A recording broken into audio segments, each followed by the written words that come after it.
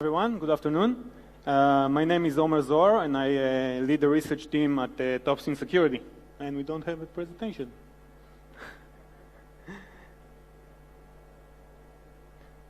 All right.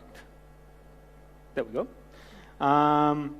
Well, the research we have been conducting in the past couple, probably past year, is basically trying to figure out what makes attackers tick. What is interesting to them in a scenario which is a post-infection scenario. What do they like, what they're interested are, and what helps them to move laterally across the internal networks.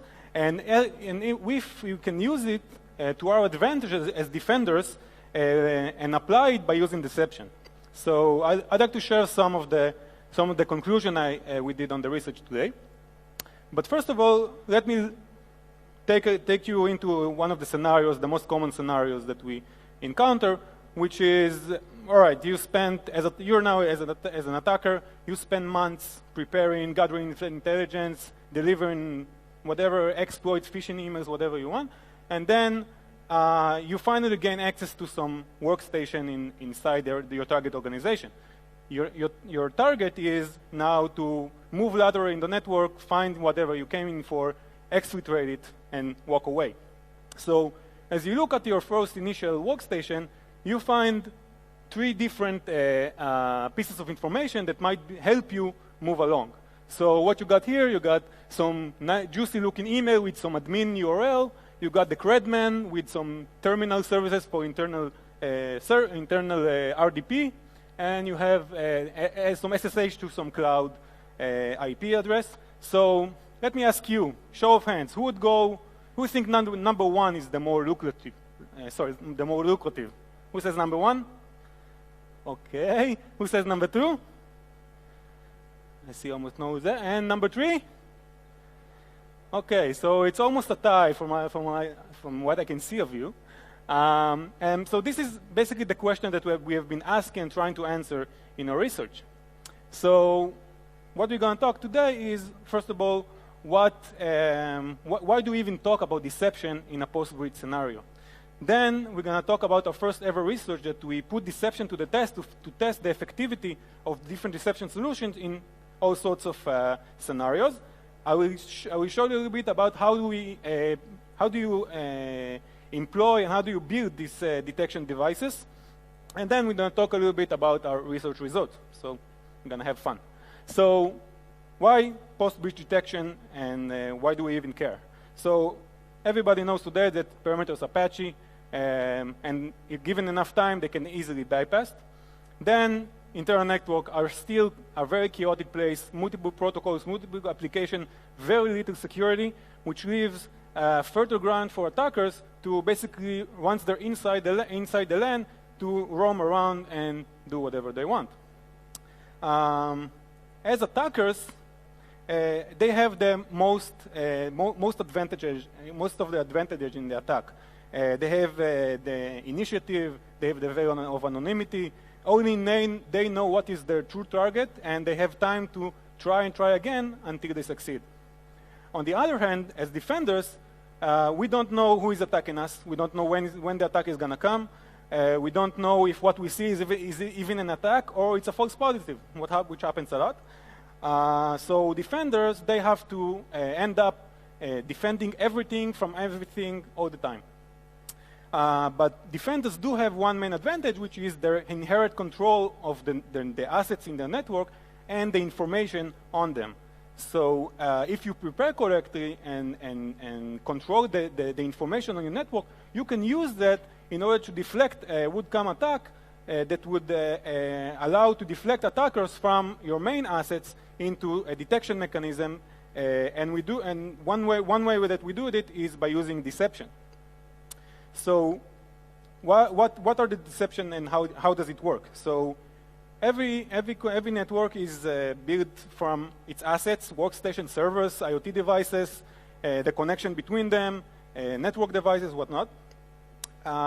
The deception mechanism that is called a decoy is basically the mimication of the assets on your network that will look exactly the same from the network standpoint. It starts from the OS fingerprinting and the internal network and the traffic, and goes up as you go up to in the interactivity level, to the protocol level, to the application level, and even to the data level. So once you do that, so decoys are basically, because they're not part of the operational network of the organization, there's not supposed to be any legitimate interaction with the decoys. So every time a decoy is being interacted with, it's a really very important alert that you have to deal with. Another advantage of the decoy is because they don't increase the attack surface of the organization. Once you lure an attacker towards them, you can employ it, you can delay it, you can study it in order to really understand and gain forensic information about the attack. Now, just putting decoys on the network does not mean that you will catch an attack, because sophisticated attackers will just, you can't wait for them to find your decoys. Sophisticated attackers will look at their workstation or the assets they're in. They will see what the user is doing, what sessions he is using, what software is he using, and will use that to move laterally and to go to his next hop. So to do that, in order to do that, we introduced another deception mechanism, which is called a trap. A trap is a piece of information that we seed on the real assets on the organization, and what they do is they put a reference or a pointer towards the other detection mechanism. It can be a decoy, and it can be other stuff. So once the attackers see this trap, and it's supposed to be something lucrative, something authentic, and really something that the attacker wants to understand what it does, it will act upon it, and it will reach our detection mechanism. So as I mentioned, the trap can point the attackers towards either a decoy, but it can also point them to other detection mechanism, namely beacons, which is a piece of information or a mechanism that is inside our trap, that once someone is open the trap or even exfiltrate it out of the organization and open it in another location, will beam us to us, and we know that someone has opened our traps. Or we can use some other conventional data analysis tools like SIEMs or traffic analysis to see the traffic that someone has been using, the data that we see on the workstation somewhere else. And then we know that there is an attacker on the network because he took our traps. Okay, so up till now, this was the theory. If you think about them, the deception concept is not very difficult. It's pretty simple. But when you start thinking about how to actually deploy a deception mechanism, some question may arise, like what sort of decoys should I place? Where should I put them? How many traps should I place in every asset? What kind of attacks are supposed to be catching with the decoys and traps? And if we can prepare to each and every scenario differently. As we grew in Topspin, as we grew and gained experience in deploying detection mechanism and deception strategies, we realized there is no textbook, there is no scientific answer to exactly what we do. So we decided that we're going to do a comprehensive research to actually test this stuff. We define three research questions. The first is, are decoys and traps effective in real-life scenarios? What kind of attack should I be able to catch? And what baits are working better than others? The second is, do attackers really take our baits? What interests attackers more than others? What types of baits working on certain types of attackers, and what doesn't work? And finally, is there a strategy, a rule of thumb that we can give our customers in order to increase the effectivity of the deception solution? So all these questions are really heavy and big, and we decided, we asked ourselves how we wanted to test the deception solution against real attackers. But we wanted to do it in a controlled environment where we can study them, study their action against the deception mechanism. So what we end up doing is a contest, a CTF. We build our own contest, and we invited our attackers to interact with our deception mechanism on our own environment. And this is how we build it. First of all, we build a whole corporate environment. We build servers, workstations, DCs, servers, and everything a corporate network has. Then we started filling it with lots of data, documents, emails, applications, everything to create a snapshot of a real live organization so that the attackers would have some interest and meets in it. Then came the deception layer, which is decoys on the network that mimic the physical network, and traps on their real assets to lure them into the decoys. Now we used, for this experiment, we used, of course, our own software and a lot of POCs and ideas and theories that we wanted to test that we had on the lab, and some open source project that we wanted to see how they do. So we had a very big variety of deception solutions. Then came the challenge. The challenge was basically the attacker gained, we give the attacker access to one infected machine on the asset, on the network, using a remote access tool. And then his job was to move laterally, gain intelligence, and exfiltrate 5 pieces of information that spread around the network. We gave the shout out to security professionals around the world. Red teamers took part, hackers, pen testers, security researchers from all over the world, and to take part of the experiment. Of course, there were prizes. And in parallel, we also tested this environment against automatic malware, Trojan, APTs, bankers, and whatnot, everything that we know that they are doing stuff on the internal LAN or just stealing data.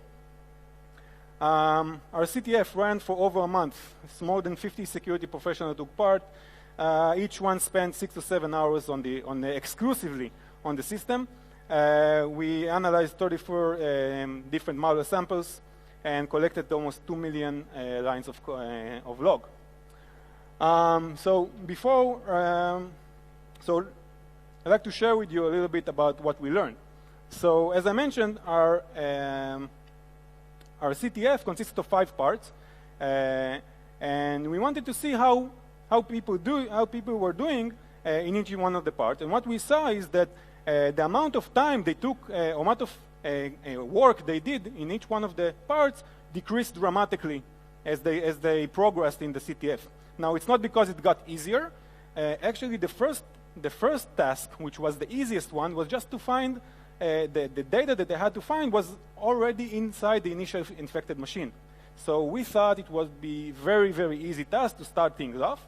Apparently, we were wrong. Why we were wrong? People just didn't know what to look for. They tried exploit. They tried to search for files. They tried doing all sorts of weird stuff. One guy even downloaded each and every file on the machine and checked it to see if this is what he looked for. And it's not like we didn't give out any hints. On our instructions, it was clearly said what to look for. So our first advice is, if you're doing a CTF, you should read the manual. But seriously, even though this test is a little bit synthetic, oh, by the way, people who did read this solved this first part in no more than 100 steps. So you see a big difference here.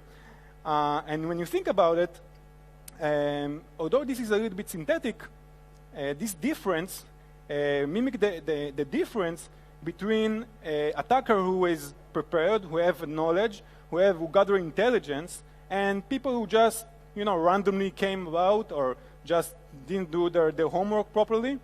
So they're the less sophisticated attackers. And by the way, we termed this phenomenon the knowledge gap, which is the difference between attacker's perception of reality and what actually is going on. We saw that the knowledge gap decreases, as you saw, as time goes by. As attackers gain more intelligence and get more comfortable inside your networks, and they get more familiar with, again, to know exactly where they're going and what they're after. And and we see the difference between a knowledgeable attacker who knows exactly what he's looking for and a less focused and less informed attacker. And when you think about in terms of detecting the attack, the wider this gap is, the wider the knowledge gap is, would allow you to easily detect the attack. Because when this gap is wide, then attackers will start doing more noise, they will do more actions in order to get to what they want, and then your chance of detecting the attack rise considerably. And this is exactly what the deception solution is all about, increasing the gap. Okay, before we continue with the results, I'd like to walk you through a little bit about how we constructed the different traps that we laid out in the system. We divided into 4 types of trap: file-based, network-based, credential-based, and application-based. And the simplest one is the file-based trap. File-based trap are the simplest, but the most versatile. Here you can have really good creativity about how to deploy them. So it can be something as simple as just some configuration file of an application with some URL, which is, of course, points to a decoy, and some username and password. It could be a document from the IT department on how to use the corporate LAN, the corporate VPN, sorry. Of course, every URL points to a decoy. But sometimes it's not enough. Pointing to the decoy is not enough.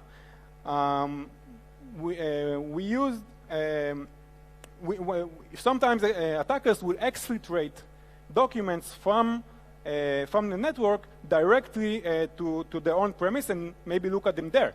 So what we did is we used beacons on some of the documents that contain some unique tokens. Once someone is opening this document, a beacon will either by HTTP or DNS query, depends on the trap, will ping us, and then we know by the unique token that someone has been touching or exfiltrated this document. We call these beacons. And by the way, when on our CTF, we used an open source project that is called Canary Tokens by the folk at Thinkest, which makes it very easy if you want to deploy your own canaries or beacons on your network. They even have a cloud service to do that. So beacons can be applied to files, to emails, to database traps, database triggers, and every possible piece of information that you can think of. Emails.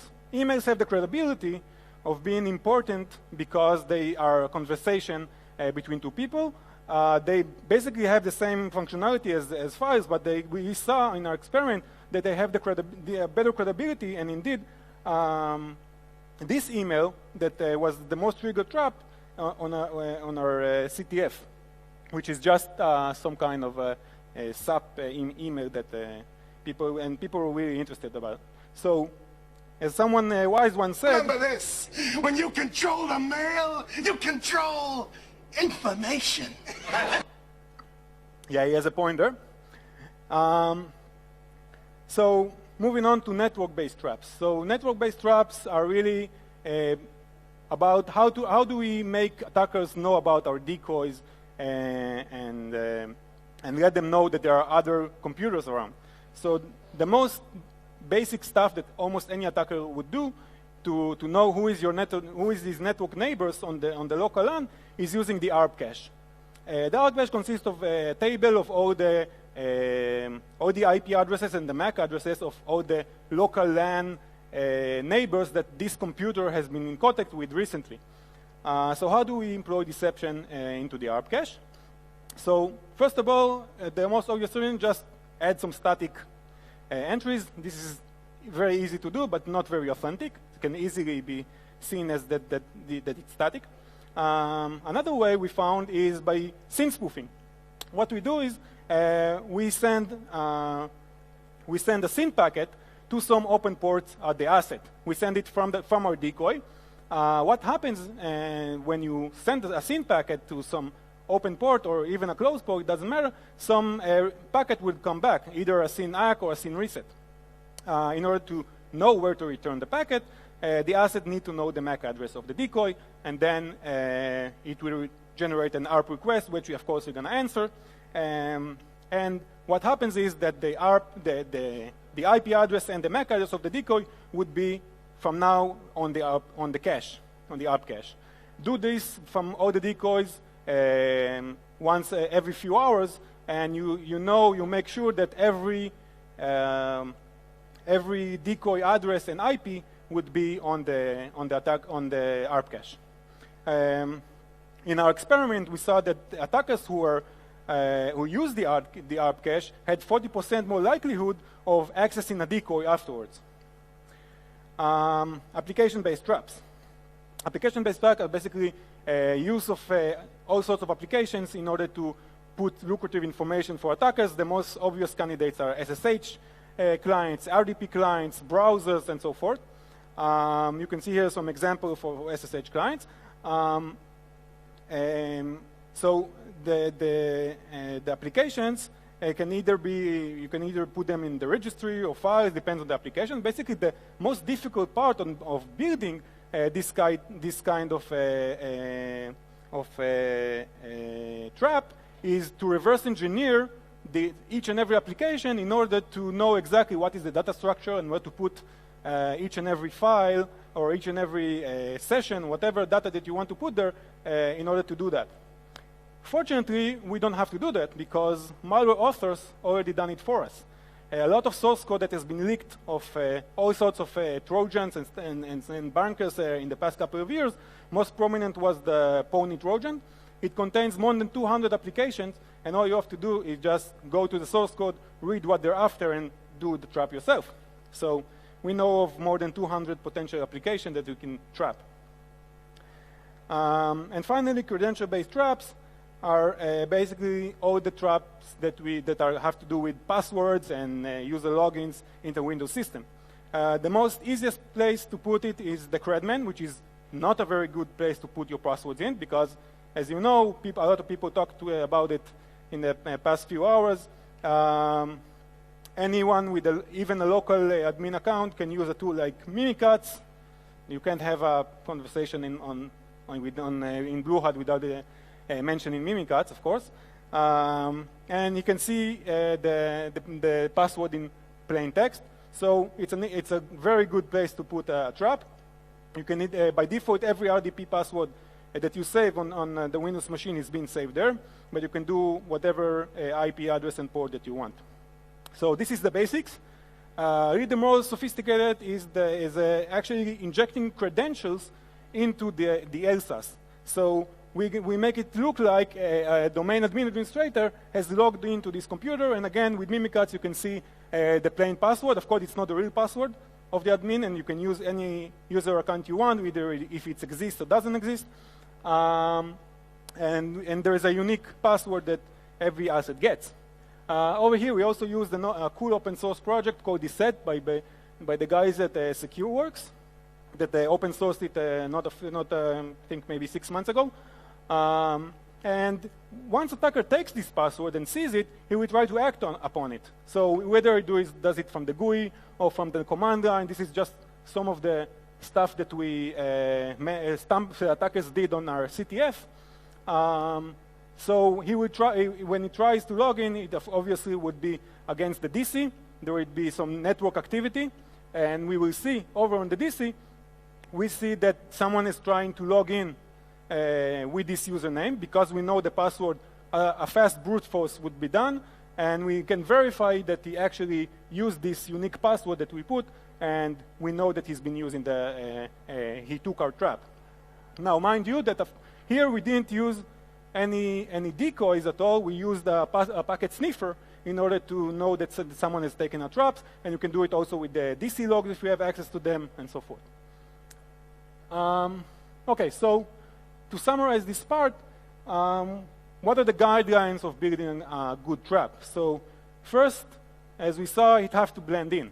What it means is that the traps you are building have to be authentic, and they have to be in context of the corporate environment you are in, and they have to look like something that the attacker wants and will help him as he progresses on his endeavors. Then it has to be non-intrusive. The hardest part and the time we spend most part in building traps is making sure that the legitimate user on the asset will not notice our traps, because if he does, he can either delete them, he can act upon them, and what you get is a false positive.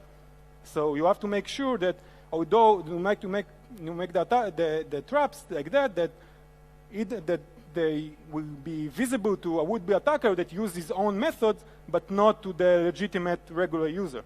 So you have to get a little bit creative here. You can put it we had many stuff that we thought of, like the recycle bin temp folders, using the file permission systems, and you can just go crazy with that. And finally, you have to make it, you must make sure that your traps have a low attack surface. And that means don't introduce new vulnerability when you place the traps on the real assets, because they are on real assets, and don't introduce new vulnerability that will make your environment more vulnerable. Okay, back to our CTF. Through all the riddles and challenges, only one person was able to solve it all to the end, and he has a drone to prove it. And that doesn't mean that it wasn't catched. We didn't saw him, and he didn't stumble upon the deception. We just didn't entangle them enough so that he would spend all this time there. So let's talk a little bit about what we learned from our CTF. So first of all, let's see how our traps did. So out of the 340 times attackers took all kinds of traps that we put, you can see that the most popular one was file-based traps. But if you look at from the percentage of attacker standpoint, then application were most popular. Overall, 62% of our traps that we laid were discovered. We had very big variety of interest in the traps. The one that people consumed the most was 21 times, which is the PuTTY application app, with the session that we injected into PuTTY, which is an SSH client. But you see that on average, over here on average, each trap was consumed 3 times. And that means there is a huge variety in the interest of attackers between different traps. So no single trap is basically, you can say this is the one that interests everything, and you can put only this one. We also examined the difference of behavior between human and automatic malware. So you can see that there is a big difference in the way they operate, where malware is more interested in an obvious way in the more structured data, that is in application, which is usually in the registry keys or something that machine could read. And human attackers were, from obvious reasons, were interested mostly in files, but we also saw emails and credentials and network-based stuff in high numbers. Each human attacker, on average, consumed roughly 10 different traps.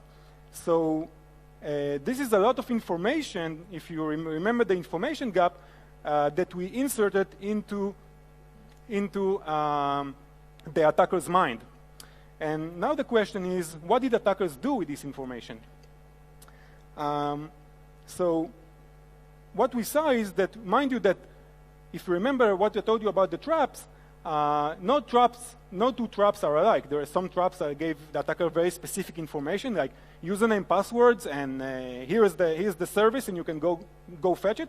And some traps, like, they give general information, like the ARP cache that said, okay, you have IP address here, and this is its MAC. So what we saw is that attackers don't really use the traps the way you think they're going to use them.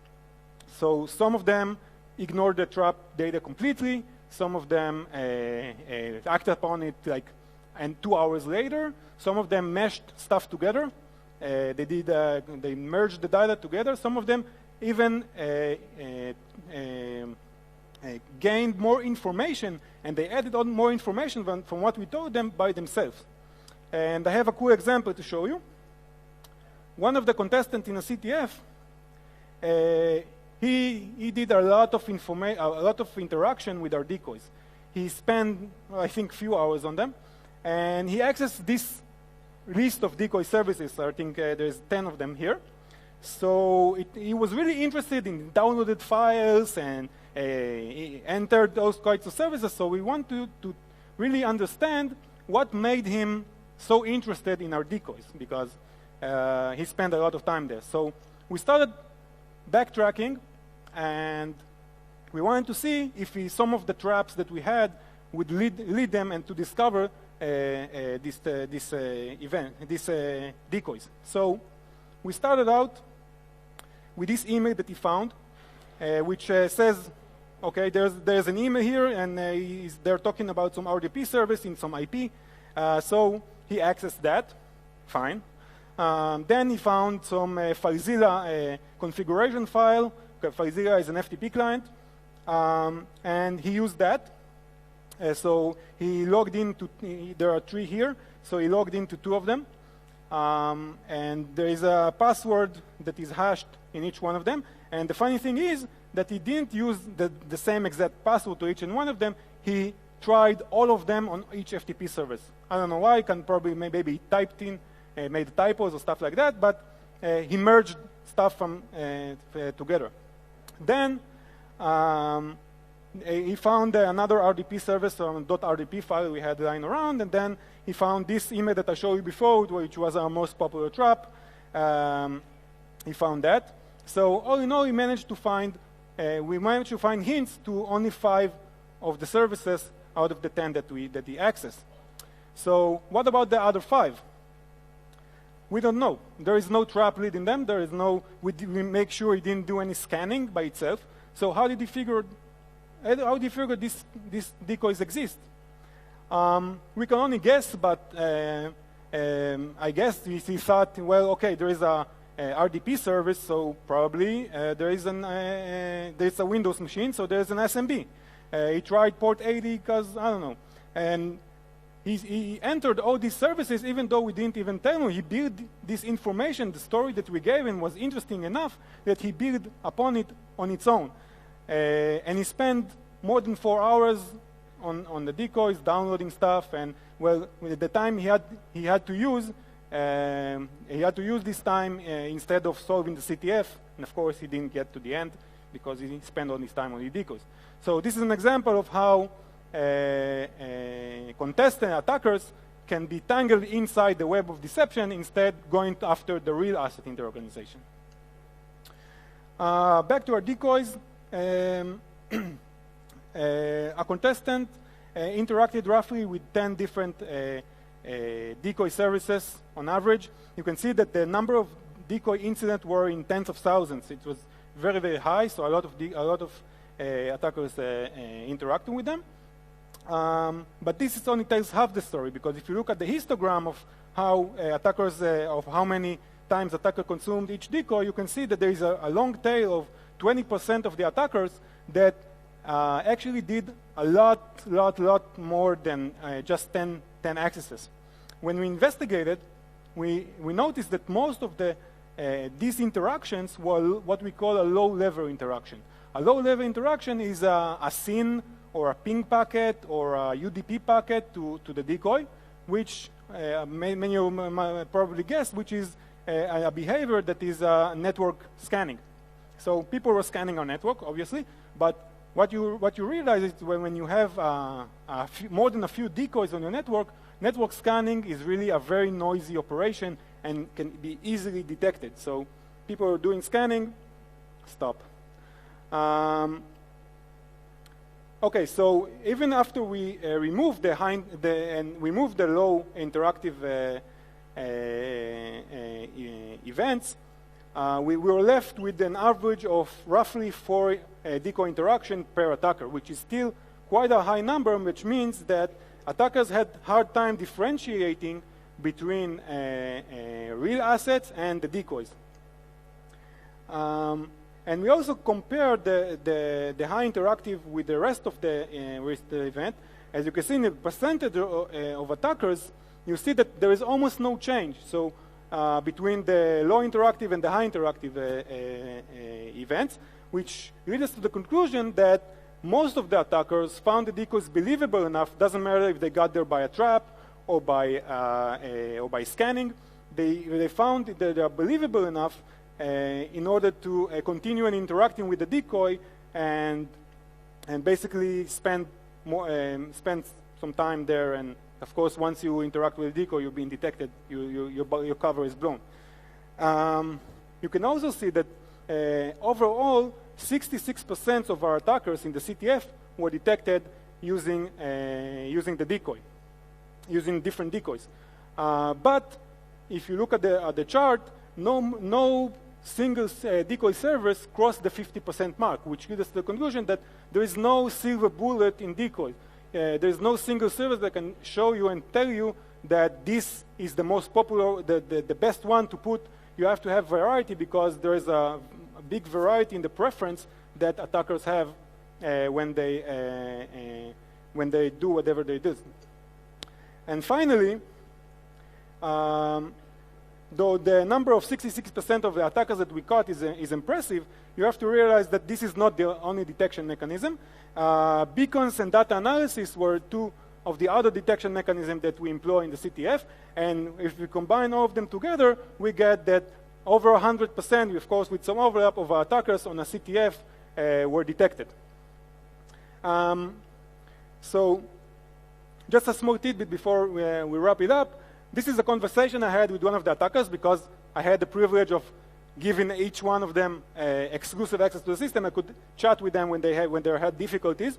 So this is an attacker that told me, I'm trying to get this file from this zip file, and I don't get what they want. He thought this is what he needs to win. And I said, why do you think this is the right place to look at it? And he's going, I followed some from history and email, and I have history of what, and he says, history of the Firefox browser. And then I knew exactly what he did. He followed a trap, he got to a decoy, and was very frustrated that it didn't give him the right information. So this guy just spent hours of his life chasing nothing. To wrap things up, the main takeaways from this talk that I want you to go with is, first of all, we saw the deception increase the attacker's knowledge gap. We saw the gap decreases with time as attackers spend more time on your network. And the goal of deception basically is to increase this gap and placing the bar as high as possible in order for the attacker to make more mistakes, make more noise, and we're going to be able to detect him and deflect the attack over to the detection mechanisms. Then diversity, which is basically the key to cover all types of attacks. No single trap, no single decoy, and no single detection mechanism will cover each type of attacker. And if you want to have full coverage with the deception solution, you have to have very big diversity of different deception mechanisms. And then remember that the final goal is not the deception by itself, it's detecting. So relying on multiple detection mechanisms, we saw decoys, we saw beacons, we saw traffic analysis over here, and you can think about more. So this is the key to really have good detection. So our friend Newman, he got it half right. It's not about who controls the mail anymore. It's about who controls information. And if you know how to employ it, only then you will truly be master of your domain. Thank you.